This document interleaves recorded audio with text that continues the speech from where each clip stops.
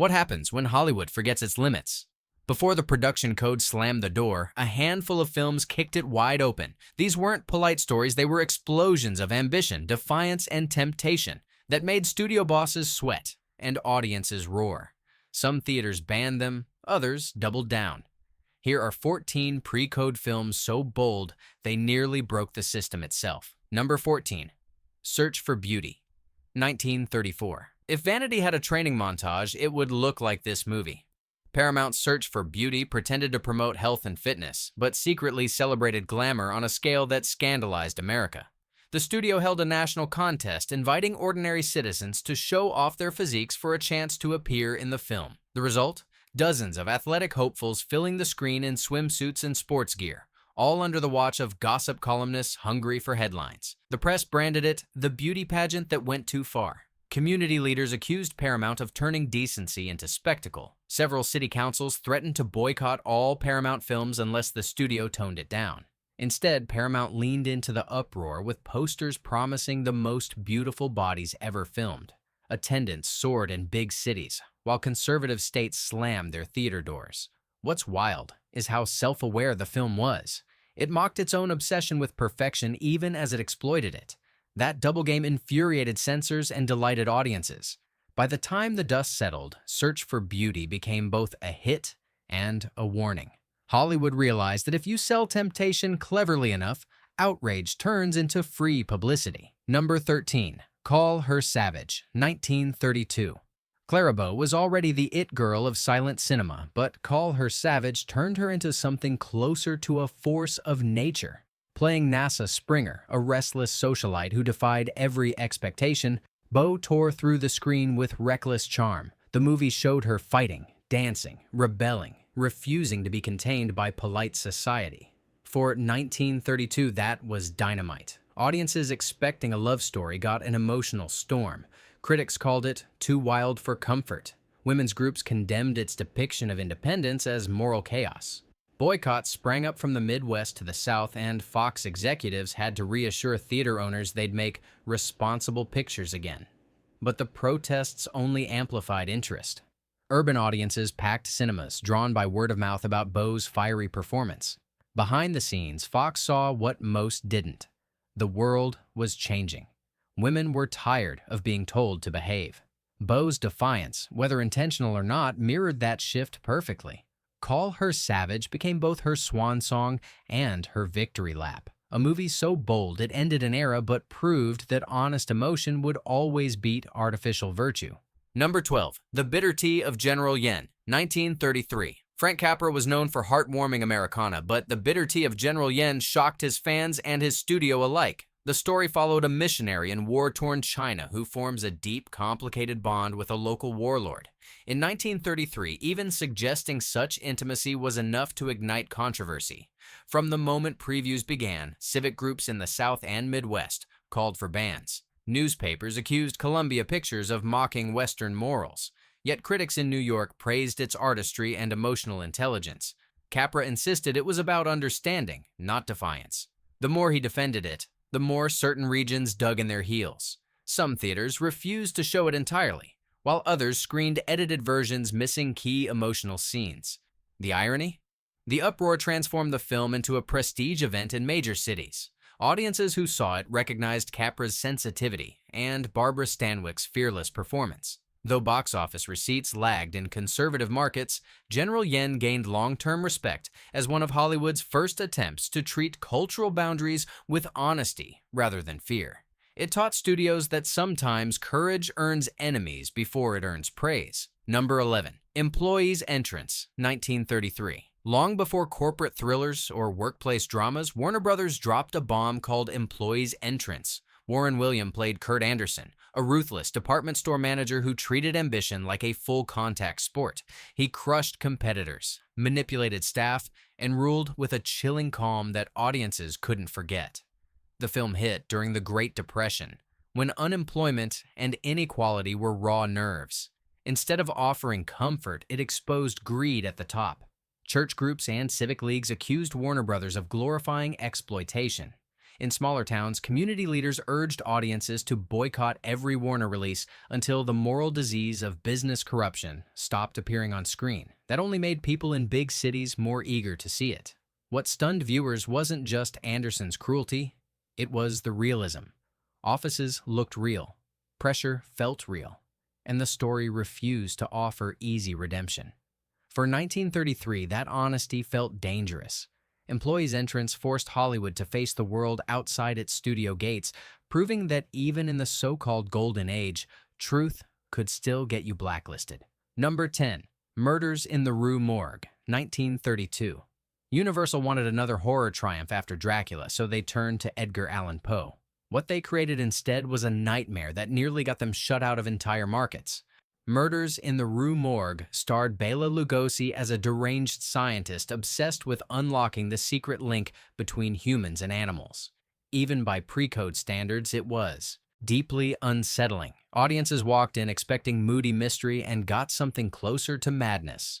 The film's eerie laboratory scenes and unnerving experiments made people gasp out loud. Critics called it horrid, while civic boards in the South demanded edits before exhibition. Some theaters simply refused to run it at all. In Britain, it was barred for years. What truly frightened officials wasn't the makeup or the screams. It was the idea that science could blur moral lines. The movie dared to ask whether progress had limits, and that question rattled audiences more than any monster could. Universal took the backlash as free marketing, quietly promoting it as the film too strange for the faint-hearted. It worked. Horror fans hunted down every screening, cementing Murders in the Rue Morgue as a dark little legend that proved fear and fascination always share a seat in the same theater. Number 9. The Public Enemy, 1931. Before Hollywood polished its gangsters into charming rogues, The Public Enemy showed them for what they were: desperate, dangerous, and terrifyingly real. James Cagney's performance as Tom Powers redefined crime on screen. He wasn't a smooth-talking anti-hero. He was pure grit, with a smirk that said more than a dozen gunfights ever could. Released by Warner Brothers at the height of the Great Depression, it pulled no punches. Cities drowning in unemployment saw their own anger reflected on screen. But that realism backfired spectacularly. Women's groups and civic leagues declared it a menace to public order. Boycotts erupted across the Midwest. Newspapers accused the film of encouraging defiance against authority. In several states, theaters were forced to cut entire sequences before showing it. Yet for all the outrage, The Public Enemy struck a nerve. It didn't glorify violence, it showed how it devoured everyone it touched. The infamous breakfast scene, where Cagney's character shoves a grapefruit into his girlfriend's face, became both iconic and controversial. Audiences couldn't decide whether to laugh, gasp, or walk out. The uproar was so intense that studio executives nearly pulled the movie nationwide. But curiosity won. Crowds flooded theaters just to see what had caused the fuss. Cagney became a household name overnight. The Public Enemy proved something every studio quietly remembered: if a movie feels too real, it probably means you've made something unforgettable. Number 8. She Done Him Wrong, 1933. When Paramount gave Mae West her own movie, they might as well have struck a match in a fireworks factory. She Done Him Wrong wasn't just cheeky, it was a full-blown celebration of charm, wit, and defiance. West played Lady Lou, a nightclub performer who outsmarted every man who tried to control her. Her lines were sharp enough to cut glass, and audiences loved her for it. But not everyone was laughing. Civic organizations accused the film of promoting immorality. In some cities, theaters were pressured to cancel showings altogether. Newspapers in conservative regions refused to run ads, calling West's humor a bad influence. Paramount executives scrambled to calm the outrage, but West only leaned further into her fame, tossing out one-liners that instantly became cultural catchphrases. What made the movie revolutionary wasn't its mischief, it was its power shift. For once, a woman held all the cards. West didn't apologize for confidence or cleverness. She made the camera adore her on her own terms. Critics may have blushed, but audiences couldn't get enough. When protests reached their peak, ticket sales hit record highs. She Done Him Wrong ended up saving Paramount from bankruptcy during the Depression. The film didn't just survive boycotts, it turned them into advertising. Mae West showed that sometimes the best way to silence outrage is to laugh all the way to the box office. Number 7. Scarface, 1932. Howard Hughes didn't just make a gangster movie, he made a dare. Scarface wasn't polite, it wasn't subtle, and it certainly wasn't safe. Directed by Howard Hawks, it followed Tony Camonte, a ruthless Chicago mobster loosely inspired by Al Capone. The story exploded with ambition, betrayal, and chaos, and censors went ballistic. The Hays office demanded dozens of cuts. The violence was too bold, the dialogue too cynical, and the ending far too bleak. Hughes refused. He delayed the film for months while fighting every restriction, mocking censors publicly in the press. The result was legendary. Some cities banned it outright. Others screened alternate versions with rewritten finales that tried, awkwardly, to make crime look bad. Critics called it the most dangerous film ever made. Theaters were warned not to show it, yet audiences lined up anyway. The controversy only fueled the buzz. What truly frightened moral crusaders wasn't the gunfire or the corruption, it was the mirror it held up to society. Hughes was daring the public to admit that power and greed were universal. Despite being censored, banned, and blamed for corrupting youth, Scarface became the defining crime film of the decade. Its style, energy, and rawness changed how movies looked forever. Hughes had gambled everything and won. Sometimes rebellion sells better than respectability. Number 6. Island of Lost Souls, 1932. When Paramount adapted H.G. Wells's The Island of Dr. Moreau, they weren't just flirting with horror, they were diving headfirst into madness. Island of Lost Souls showed a world where science went too far, where a brilliant doctor turned animals into half-human creatures and ruled them like a god. For 1932 audiences, it was unthinkable. Charles Laughton's eerie calm as Dr. Moreau terrified even hardened moviegoers. The film's atmosphere, fog-drenched jungles, twisted shadows, screams from off-screen felt too intense for its time. Religious and civic groups called it a nightmare with no soul. Some theaters refused to show it. Entire countries, including Britain, banned it for decades. Paramount faced a storm of outrage, but they didn't back down. They marketed it as the most daring picture ever made. That line alone drew crowds eager to see what was being hidden from them.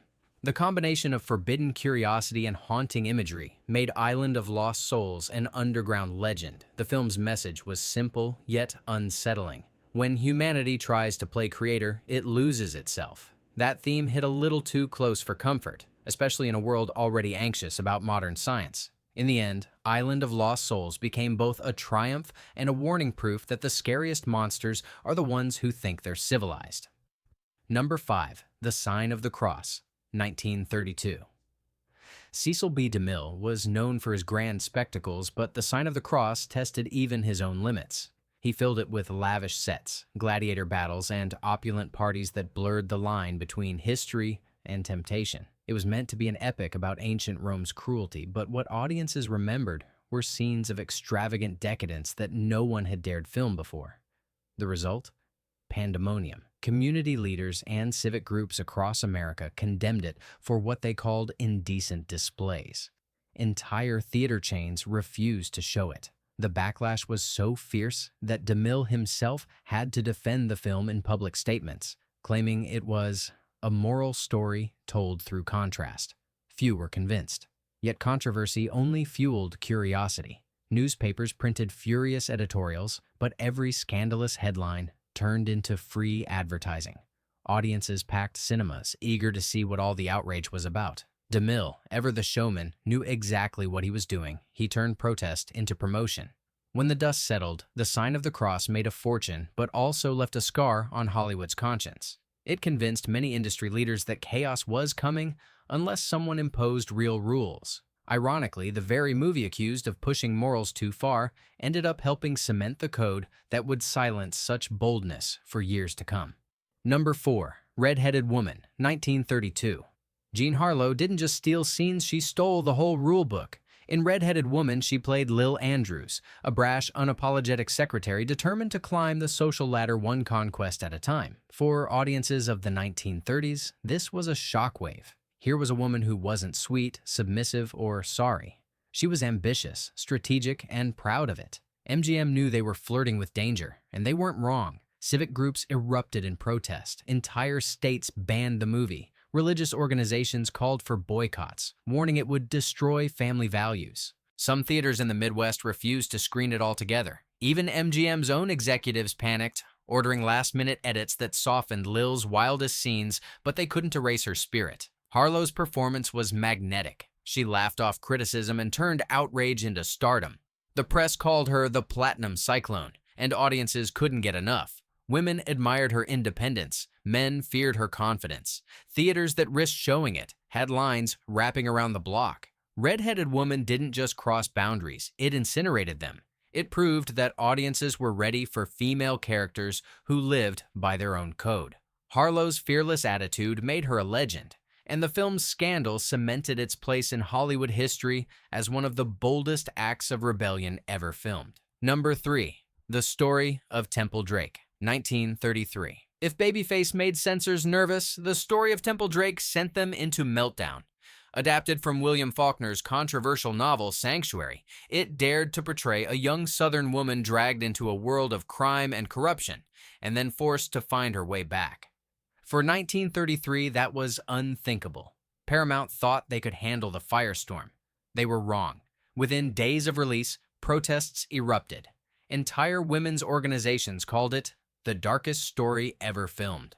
Critics warned that it showed sin without punishment. Some cities banned it instantly. Others demanded massive cuts before showing it. In several states, Paramount's films were boycotted outright, but audiences were riveted. Miriam Hopkins' performance as Temple was raw and haunting. She didn't play a victim, she played a survivor. And that's exactly what made the film so powerful and so dangerous to the old moral order. The outrage surrounding Temple Drake became a turning point for Hollywood. It was held up as Exhibit A in arguments for stricter censorship. Studio heads realized that the freewheeling days of pre-code cinema were coming to an end. Ironically, that very repression made the film legendary. Decades later, it's remembered as the spark that helped end the wildest era in Hollywood history. And the story that showed truth can frighten people more than fantasy ever could. Number 2. Babyface, 1933. Barbara Stanwyck didn't play a damsel in distress, she played a woman in control. In Babyface, she portrayed Lily Powers, a sharp-minded young woman who used wit, ambition, and charm to climb from poverty to power in a man's world. For 1933, that was scandal enough.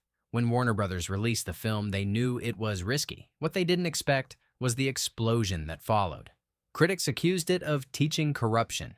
Women's groups protested outside theaters. Several states banned it outright, calling it unfit for public exhibition. Warner Brothers was forced to re-edit the ending to satisfy censors, but even the watered-down version caused chaos. Behind the scenes, Babyface had been inspired by philosopher Friedrich Nietzsche's ideas about self-empowerment, the notion that strength and will define destiny.